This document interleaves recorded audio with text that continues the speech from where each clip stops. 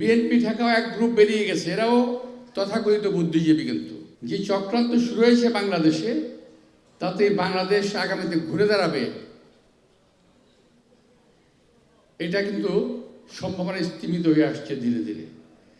যখনই বাংলাদেশ কোনো সম্ভাবনার দিকে এগিয়ে যায়, তখনই চলে আসে একটা পর একটা হত্যাকাণ্ড। শহীদ রাষ্ট্রপতি জিয়া রহমানকে হত্যা করা হয়েছিল, আমি আজকে তাকেও স্মরণ করছি, ওনাকে হত্যা করা হয়েছিল। যখন বাংলাদেশ এগিয়ে যাচ্ছে, 3.5 বছরের রাজনীতিতে শহীদ রাষ্ট্রপতি জিয়া রহমান বাংলাদেশকে যা কিছু দিয়েছিলেন, আজকে ওনার শাহাদাতের পর আজ পর্যন্ত বাংলাদেশের কোনো রাষ্ট্রনায়ক, রাষ্ট্রপ্রধান একমাত্র দেশনেত্রী বেগম খালেদা জিয়া ছাড়া আর কেউ দিতে পারে নাই।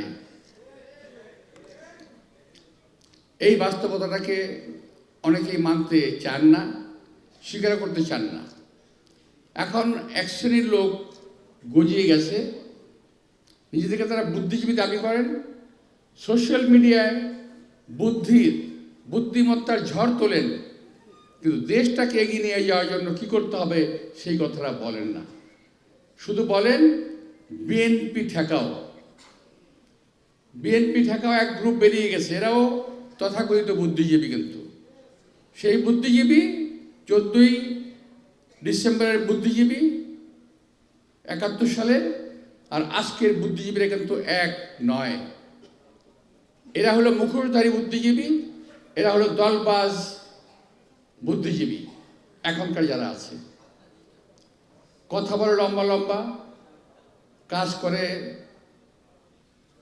কিছুই, কোনো কাজই এরা করে না, শুধু কথা বলে আর মানুষকে উস্কানি দেয় এবং বিভিন্ন অপকর্মে লিপ্ত হওয়ার জন্য ভাষণ বক্তৃতা দিয়ে বেড়ায়।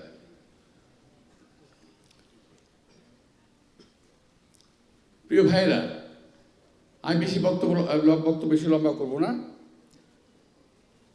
তো আজকে আপনারা খেয়াল করেছেন, সেই 71 সালের ডিসেম্বরে যে হত্যাকাণ্ড শুরু করেছিল, আজও কিন্তু সেটা শেষ হয় নাই। আপনারা দেখেছেন গত 17 বছরে বিএনপি নেতাকর্মী সহ বহু মানুষকেই হত্যা করা হয়েছে। হত্যার রাজনীতি এরা ভোলে নাই, একজন চলে যায় আরেকজন আসে। এখন আবার সেই 71-এর পুরনো সেই গোষ্ঠী নতুন রূপে বাংলাদেশে অভিজ্ঞত হয়েছে। আপনারা খেয়াল করে দেখেন, গতকালের একটি ঘটনা, পরশুদিনের ঘটনা, তাই না? পরশুদিনের ঘটনা খেয়াল করে দেখেন, একটি অপ্রয়োজনীয় ঘটনা, কোনো প্রয়োজন ছিল না একটা মানুষকে গুলি করার কিংবা হত্যার উদ্দেশ্যে গুলি করার কোনো প্রয়োজন ছিল না। এই দেশে বহু নির্বাচন আসছে, বহু নির্বাচন যাবে, কিন্তু এই ধরনের কাজগুলো যারা করে তারা কিন্তু চিহ্নিত একটি দল। এই ধরনের অপকর্মগুলো যারা করে তারা চিহ্নিত দল।